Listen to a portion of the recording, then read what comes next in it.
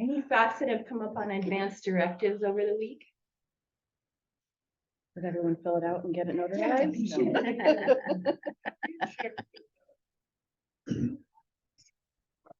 About whether you got one on the last. I think I'd call medical records Okay. and just ask them. Yeah. Just checking to see. I always say, yeah, I think so.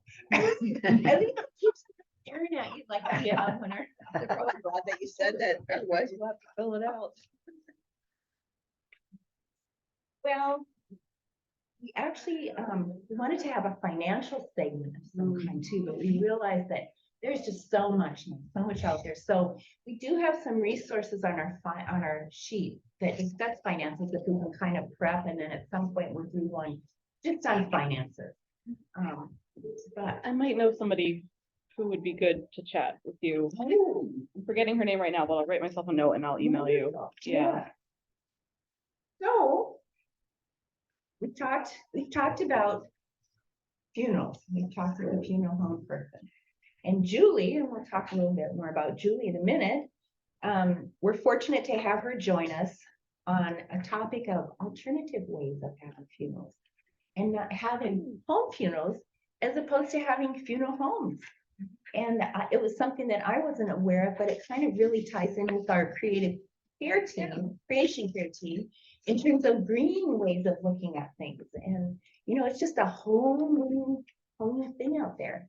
And hopefully maybe we'll hear a little bit about ways for memorials and ways to create legacies and just a little bit of new ideas. At least it was for me when I just heard about this a couple months ago. I'm like, I had no idea. And then kind of like we discussed with funeral arrangements, what does Alaska say? What does Alaska West do? So Julie Raymond Jacobian, oh, I was close, is from the Ritual Bow, and she's going to join us in discussing some of those things. She's the end-of-life doula and a home funeral guide. And I won't muck it up. I'll let you tell us what an end-of-life doula is in a minute. But we thank you for joining us from Girdwood this morning. So let's open with prayer. Loving Father, you have given us the gift of choice. Thank you for granting us the opportunity to think ahead and to see the great range of possibilities that could come in the future. Thank you for our Amazing Grace family that travels with us in exploring these challenging topics. And thank you for Julie's willingness to guide and teach us, and for her safe arrival. In Jesus' name we pray, amen. Now if we can do anything, make it Great. I do have a little one pager that you're welcome to, just a few notes, and yeah, I can tell you a little bit more about myself. Also, I realize I probably look sparkly today because I went to a Halloween party last night and I scrubbed my face last night. I scrubbed it this morning and I'm still sparkly. It's just my personality. Like sparkles. Yes, I don't usually look sparkly, so yeah, so I'm Julie Raymond Jacobian, and I grew up on the East Coast in Connecticut, and after graduating from high school, kind of migrated west and north until I made my way to Fairbanks to go to school, and have been living in Alaska for about 26 years now, and a lot of my education and training is as an anthropologist, and I've worked as an anthropologist since graduating from college. And also, in addition to this Ritual Bow work, I also work for an Alaska Native nonprofit doing anthropology with tribes in Western Alaska. And so I spend a lot of time traveling between South Central and the Nome area. And I've worked with that group of tribes for 16 years now. And so a lot of my personal experiences and learning around death and dying have actually come through that work as an anthropologist in Western Alaska and before then as well. And over my career as an anthropologist, the topic of death and dying was always just something I was very intrigued by and interested in, and did a lot of kind of social science research on. And back in 2019, I guess it was, before the pandemic, an opportunity came across my desk, so to speak, to do a funeral celebrant training through a group called Sacred Crossings. And I thought, well, I'll just dip my toes in, see if I'm actually really interested in this or not. And actually thought I would not like it, but absolutely loved it, fell in love with it. And the woman who did that training has a whole program on becoming an end-of-life doula and a home funeral guide. And so I took her training. Her name's Olivia Barnum at Sacred Crossings, and went on to do a couple other trainings as well, and decided, okay, I think I actually would like to do this professionally, to help people through this period of life professionally. And so that's when I started the Ritual Bell, and have been doing this work for about 2 years now, formally, since like getting an actual business license and all that kind of thing. Yeah, so an end-of-life doula is one of my titles, and an end-of-life doula is, I like to describe it as being a compassionate presence at the end of life for people. So it's not medical care. We don't provide any medical care at all. We do things like help people have conversations about spirituality and religion that they may be struggling with or curious about as they reach the end of life. We do things like setting up meal trains and visitation schedules for someone who may be at home at the end stages of life. We can liaise between the family and the medical team if that's something that a family wants. We do bedside vigiling with people. We do a lot of advanced planning work. Actually, I'm so glad that you guys have been talking about that as well. So our work isn't always necessarily at the end of life. So I try to encourage people to do their advanced planning whenever I meet them, whatever life stage they're at, including, younger people too in their 20s who are always like, oh, I'm not sure I need to do that. But I always say it's good to do it now, revisit it every couple of years. Your thoughts may change on what you want, but you'll get in the groove of doing that process. So it won't be a rush or a stressful thing later in life. So a lot of advanced planning work, a lot of help planning like funerals, memorials, home funerals, all of those kinds of things. And yeah, just being with people through the process, and also helping caregivers as well, providing support to caregivers. So people may need to, step away and do errands or have time to themselves. End-of-life doulas can spend time with the dying person so that they have comfort and care with them while their loved ones may need to go do other things at different times. So it's a really wide variety, and every doula that I've met provides kind of like a different set of services. Not everyone does the same thing. So it's always really, really good if you're interested in having a doula work with you or a loved one to figure out exactly what is it that they do. And the legacy and memorial projects part of doula work is something I'm very passionate about and that I like to spend a lot of time doing, and that kind of comes directly out of my anthropology background. I've spent, or I've completed probably hundreds and hundreds, if not thousands of interviews with people over my career, doing oral history and documenting traditional knowledge and all those kinds of things. And it really kind of moves well into legacy and memorial projects as well. And sometimes people don't think about legacy and memorial projects until they're actively dying or have received a terminal diagnosis. And I would really encourage people to start thinking about it now, wherever you are in your life. It's okay to think about it at the end too, and things may change as you approach the end, but it's a really great way, I think, to share and preserve some of your life with loved ones. So if there's aspects of your life that you want to make sure get shared and passed on, legacy and memorial projects are a way to do that. And they can really help yes find that a little bit. Legacy and memorial projects. You know what you're talking about, but I'm going, Yeah. What do you mean? Yes, they can literally take any form that you can imagine, but I've put a few examples here on this sheet that we can talk about. So one that people commonly want to do is like a photo book with captions. So photos from your life, from your family that you caption with, bits of stories or advice you want to give or anything really. It could just be a description of each photo. And doulas like myself can help you kind of compile all of that and get it into an actual book form that could be shared with loved ones. That's a really common thing people like to do. doing a life review and turning that into something as well, like a book as well. People really, having physical objects, I'm sure you all know, can be really important after someone has passed. And so people really like to make physical objects to give to their loved ones. So a photo book or a book of stories can be a really meaningful gift. I really like to do life reviews with people on video if they're comfortable doing that, or just on audio if they're not comfortable with the video, or just talking and I take notes. That's less ideal, but we can take the video and the audio and excerpt stories from it, turn it into one of these books. And again, those can be really meaningful gifts for family members. People who like to bake or cook sometimes want to put recipe books together. And it can be a very simple, list of recipes, or, again, these can look any way that you can possibly imagine. It can be recipes with photos, maybe recipes with photos of people cooking, or the end product of the cooking and baking, and reminiscing about how a person learned this particular recipe from their grandmother, or whatever you can imagine. So yeah, books of recipes, music playlists. If someone is very interested in music, coming up with a playlist that you can then share with friends and family.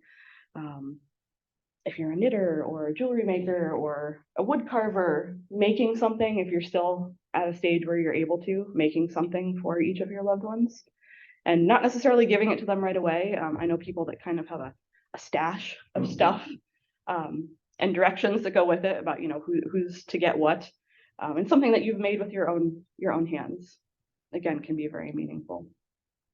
For some people, it might be, even simpler than all of those suggestions, and be cards and letters. I was working with a young mother recently who unfortunately had a terminal diagnosis and had a young daughter, and she knew she wasn't going to be there for, all these major milestones in her daughter's life, and she decided she wanted to write cards. So she got cards, like lots of Christmas cards and lots of birthday cards and other cards, and wrote out messages for her daughter that she could have along the course of her life. And they're all going into a beautiful box that a trusted adult will have when the mother passes, and eventually will be given to the daughter at special times. So, that's a much simpler thing than, say, putting a book together, but also really meaningful too. Some people collect things. I don't know if there's any collectors in the room. My grandmother collected rings, all sorts of.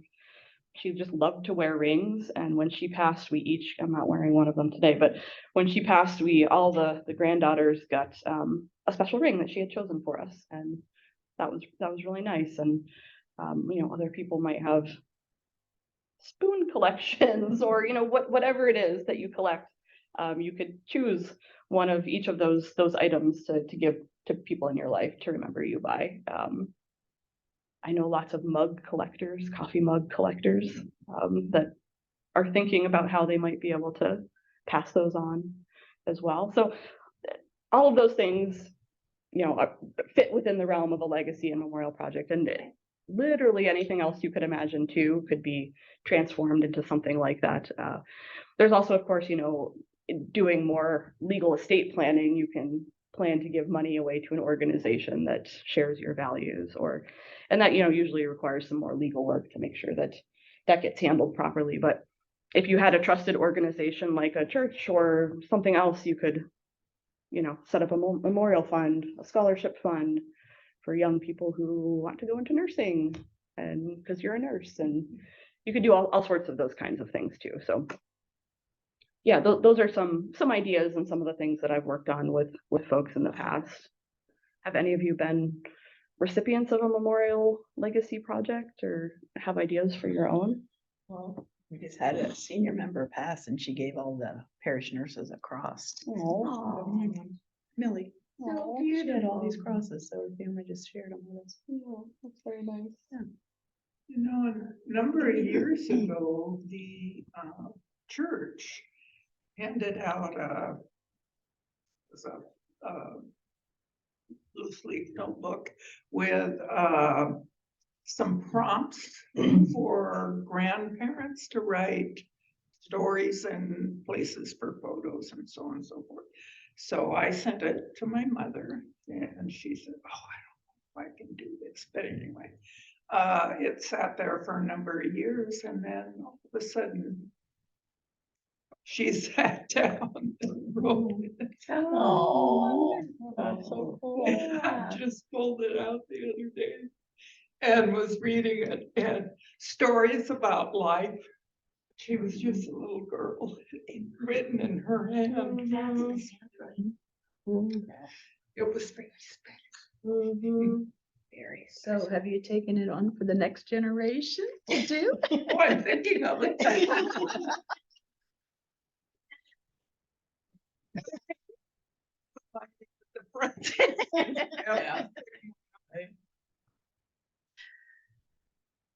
Very sweet. What, I've, like I said, I've worked as an anthropologist for over 2 decades now, and at one point in time, I realized I've talked to all of these other people about their families and their stories, but I've Right. never done it with my own. Like, what is wrong with me? And most of my family's on the East Coast still, and the next time I went home, I initiated the Grandma Project, which my grandmother, my mom's mom, had 11 children.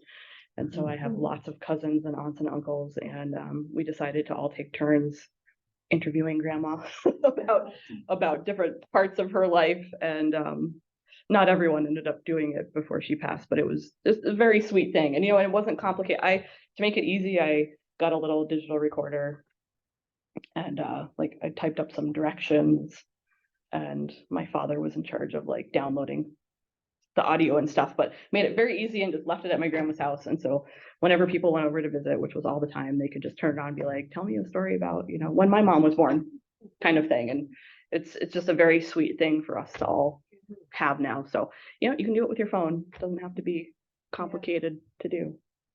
And yeah, you don't even need to record it. You can just asking to hear the stories is a really important thing too. Having them recorded is special and nice, but yeah, just asking to hear the stories can be really meaningful too. My other grandma just passed away this summer, and we were all visiting, like everyone went to visit her at one time, and one of my uncles had pulled out a giant box of photos, like huge photos, and we were just sorting through them, and my grandma wasn't super able to look at things and talk with us, but some of the days she could. And so we had a stack of photos that like nobody knew who they were. And so when grandma was feeling well, we were like, who's this? Who's this? Who's this? And she was telling us, little snippets of stories about those relatives that were in the photos. And that was really a really nice time too. It would have been more ideal to do it when she was more able to interact with us. But yeah, and so my aunt is putting all of those photos into some kind of book for all of us to have, which will be very nice. So yeah. I know another thing that my mom, well, we were raised as kids in southern Missouri, so there's a lot of antiques and beautiful glassware, antique glassware. And so before mom passed, she had written just a tiny short little thing and had taped it, not to every glass, but for several pieces. And even my great aunt Mildred had written on the bottom of this one plate, hand painted by, and I forget the name, but it was a good friend of hers. So just little things that I know that has helped me when I'm going through all of mom's things. And I think, okay, so what am I going to do for our kids, so. Yeah. Oh, that's nice. Another thing someone brought up to me recently, which I've never done before, but is taking clothing and turning it into pillows, which I have pillows like that, but I never actually made them myself. And that seems so like cozy and comforting to me. Or when my stepfather died, my sister took all of his shirts that were still in the closet and had a quilt made out of them for my mom's, for the surviving partner, so. Very nice. Very nice. So yeah, I would encourage you to think about what you would like to pass on to loved ones and how you can do that. And, all of these you can do by yourself, but there's also people like me who just love to help with things, things like this too. So, yeah, what I really like to just kind of dive into like an interview of like who a client is as a person and help them figure out something that would be really meaningful to them. So I love doing legacy and memorial projects. So any other thoughts on those before I move to home funerals? Great. Well, another part of the work that I do is being a home funeral guide. And I'm also very passionate about home funerals, and I'm really trying to spread the word in Alaska that home funerals are a safe and legal and possible thing in Alaska, and that people should really consider them because I find them to be just really beautiful experiences. I've never met anyone who regretted doing a home funeral. I can tell you that straight up front. Never met anyone who regretted it. A lot of people can be really hesitant about it because they may have never experienced one, and it can sound a little bit scary depending on, you know, how you've been raised. And I was raised in an Irish Catholic family and funerals were very, you know, dark, quiet, a little bit scary as a kid. You know, like everyone just kind of crying silently. Like it was not they weren't positive memories for me. Funerals were not. And so when I first learned that like, oh, there's other ways you can do this, I was very intrigued by that, and actually participated in my first home funeral many, many years ago out in rural Alaska, which of course, you know, home funerals are much more common in rural Alaska. They are the most common thing in rural Alaska, but an elder who I was very close to passed away, and his family did a traditional funeral potlatch for him, and we helped care for the body and dress the body and sit vigil for several days with him, and then actually have the potlatch itself. And that was the first time I had ever really been invited into like the process of caring for a deceased loved one, and actually being asked to, you know, help wash the body and dress the body. And it was so healing for me personally. And I think, and now, you know, many years later, when I've talked to the family about it, the same thing for them. Like many of their kids did not live in the village. They lived in Anchorage or elsewhere. And it was kind of the first time for them too, to have an experience like that. And we still talk about it all the time. And it was like 20 years ago, whenever we get together, about just like what an important experience that was for us. And so, yeah, from that time on, I kind of became more and more interested in how do we, as a society, you know, speaking broadly, American society, how do we deal with death and dying today, and how that's changed over time. And it's changed a lot. It's changed a lot over time. Of course, as human beings, we've been taking care of our dead for hundreds of thousands of years. If you look at the archaeological record of like formal burials where we know that a person was buried on purpose, it's been hundreds of thousands of years that we've been doing this. And it wasn't really until the Civil War period when it started to change a lot, and it was because people were dying away from home, which was not something that happened very often prior to that. Of course, people did die away from home, but this was like mass casualties away from the home. And so people were very traumatized that they could not bring their loved ones home to have proper funerals for them. And that's kind of how what we know as the contemporary funeral industry got started. People kind of experimented with embalming fluids and recipes, and to be able, and different kinds of like caskets for transporting bodies back home by train across the United States. And that's kind of where, yeah, our contemporary funeral industry came from, is kind of out of the Civil War and all of that death away from home. And since then, you know, we've kind of had a transition to letting other people do this for us, which is fine. I'm not opposed to conventional funerals or funeral homes at all. Is the best thing for some families and some people. But I think a lot of people don't realize that, you know, they have this other option available to them. And so a home funeral is exactly what it sounds like. It's keeping your loved one at home or bringing them back home if they did not die at home, to spend time with them and to do what I call last acts of caregiving. So washing the body, dressing the body, letting the body lay in honor in your home, having people come visit. You could have an actual, you know, like formalized service there where, you know, people speak and read poems and do whatever they would do at a typical memorial, but in the home.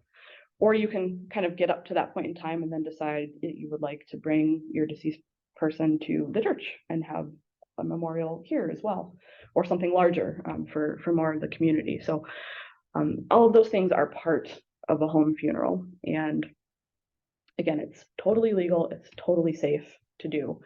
And you don't even need someone like myself, a home funeral guide, to do it. A lot of people are more comfortable having somebody either give them some education and guidance ahead of time, or to be there at various points along the way to just provide support. And so it can take those different forms as well.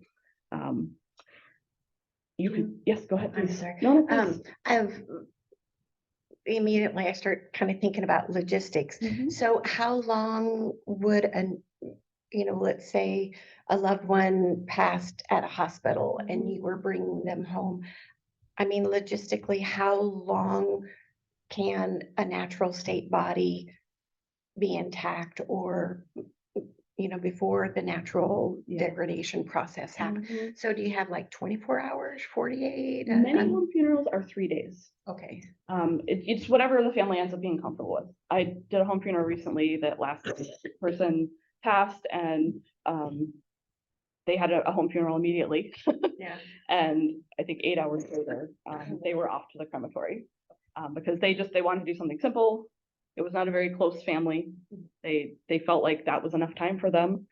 So they had the home funeral, they spent some time with their loved one, and then called the crematory to come pick up the body. But a lot of people, 3 days seems to be a good time for a lot of families to, to process what's happening, go through all these different stages of taking care of the body. And after 3 days, a lot of people seem to feel like, okay, like it feels right now to let go physically of the person. Though, yes. Share recent experience we Yes. had with Megan's partner who died unexpectedly. So he was unattended. It was a home death and he was unattended. So they held they didn't release the body right away. So he was taken to a funeral home where they could hold the body refrigerated and so forth. But then I think it was about at the end of the week that they finally released it to the family. And so we had a viewing in the home and were able to bring him back to the home, and people could come and visit and say goodbyes and so forth.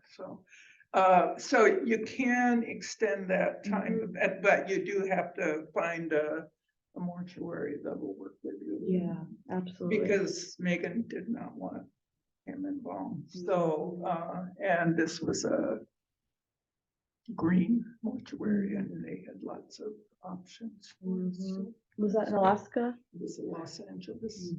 Yeah. So, Yeah.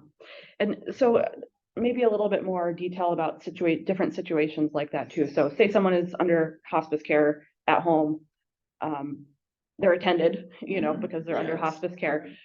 You don't have to call 911. You don't have to call anyone other than the doctor or the care team to declare the death.